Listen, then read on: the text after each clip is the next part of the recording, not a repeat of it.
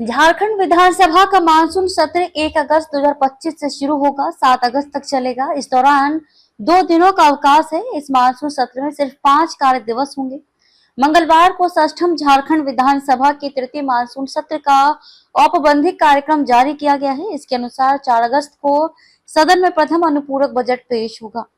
Monsoon सत्र को लेकर सत्ता पक्ष और विपक्ष आमने सामने। विपक्ष का कहना है मानसून सत्र बहुत ही छोटा बुलाया गया है। सरकार जनता के सवालों से भागती है, विपक्ष के सवालों से भाग रही है।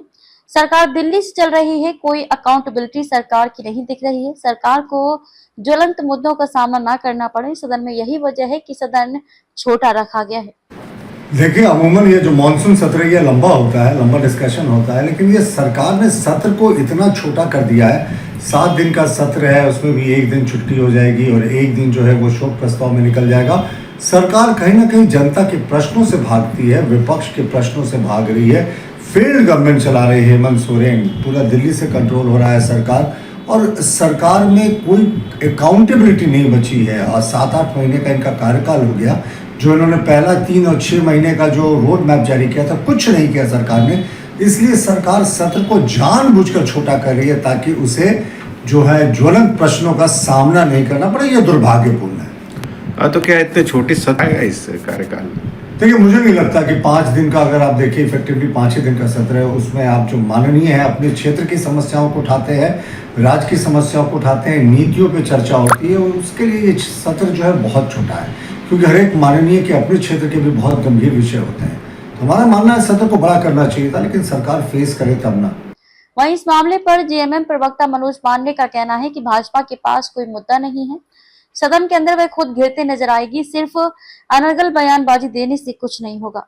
ज्यादा रणनीतियां बनाने की भी जरूरत हमें महसूस नहीं होती है, क्योंकि भाजपा में न कोई धार है, न कोई रणनीति है, न सरकार के खिलाफ कोई मुद्दे हैं। कोई मुद्दा ही नहीं मिलेगा। अनर्गल बयानबाजी तो कोई कुछ कर सकता है, परंतु मुझे लगता है भाजपा खुद सदन के अंदर घिरती नजर आएगी। जिस तरह से उन लोगों ने झारखंडी विषयों से मुंह मोड़ा है, आज हमारा 1,41,000 करोड़ रुपए पर ये मौन हो जाते हैं, सरना धर्म कोड पर मौन हो जाते हैं, 32 खतियान आधारित जो नियोजन नीति है उस पर मौन हो जाते हैं, और जो सौतेला व्यवहार केंद्र की सरकार हमारे साथ कर रही है। आज समाचार पत्रों में बहुत बड़ा एक समाचार है कि CSR फंड में जो केंद्रीय उपक्रम है वो सौतेला व्यवहार करते हैं। दूसरे राज्यों को हजारों करोड़ में वो राशि दी जाती है और हमको झारखंड को सिर्फ 54 करोड़ रुपए मिले हैं। ये घेरेंगे नहीं, ये खुद घिर जाएंगे और उसकी तैयारी हम कर। सहायक आचार्य। वहीं मानसून सत्र पर कांग्रेस के प्रवक्ता राकेश सिन्हा ने कहा कि विपक्ष के हर एक सवालों का जवाब देने को तैयार हैं। सत्ता पक्ष विपक्ष को भी अपनी गरिमा का ध्यान रखना होगा। राज्य के जो जनहित के मुद्दे हैं, तमाम उन मुद्दों पर सरकार विपक्ष की प्रखरता से जवाब देने को तैयार है, और हमें लगता है कि विपक्ष भी स्वस्थ लोकतांत्रिक परंपराओं का निर्वहन अगर करता है तो कहीं ना कहीं सदन की गरिमा भी बचेगी, सदन की गरिमा भी रहेगी और लोकतंत्र भी मजबूत होगा।